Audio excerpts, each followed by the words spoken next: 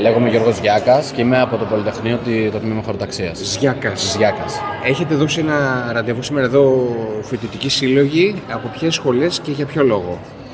Έχουμε καλέσει για όλη την πόλη, όχι μόνο από τις σχολές, να είναι σήμερα εδώ πέρα. Γιατί σήμερα είναι μία μέρα σταθμός, καθώς εχθές βγήκε κεχερία Ισραήλ-Παλαιστίνη, κάτι το οποίο σίγουρα δεν είναι πραγματικό.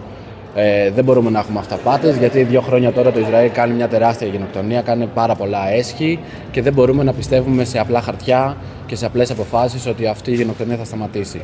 Προφανώς πρέπει να συνεχίσουμε με απεργιακό αγώνα, γιατί το βλέπουμε αυτό το πράγμα και από την Ιταλία με ένα καθεστώς Μελώνη, που 3 εβδομάδες τώρα βγαίνει ο κόσμος και κάνει απεργίες τη μία μετά την άλλη με εκατομμύρια στους δρόμους. Η Ισπανία σήμερα έχει πανεργατική απεργία και αυτό σημαίνει ότι η στήριξη δεν είναι μόνο να στέλνουμε στην Παλαιστίνη τρόφιμα και αλληλεγγύη, αλλά η πραγματική αλληλεγγύη είναι να ρίξουμε τις κυβερνήσεις μας, οι οποίοι στηρίζουν αυτή την γενοκτονία.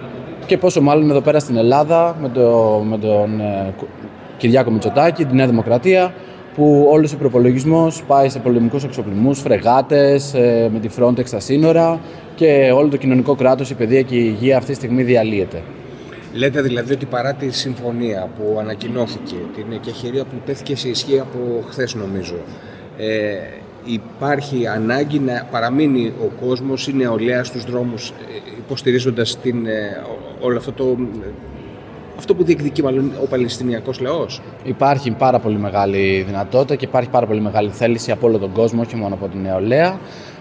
Και αυτό δεν μπορούμε να παραμείνουμε μόνο στο ότι υπογράφηκε ένα χαρτί εκεχηρίας, γιατί βλέπουμε τα έσχη τα οποία κάνει και ο Νετανιάχου 2 χρόνια τώρα, και η Αμερική το τι κινήσεις κάνει, και όλο το σύστημα. Ας πούμε, το μεγαλύτερο παράδειγμα είναι το Rearm Europe, που στην ουσία λέει ότι όλα τα κράτη πρέπει να γίνουν πολύ μικρά κράτη στην ουσία.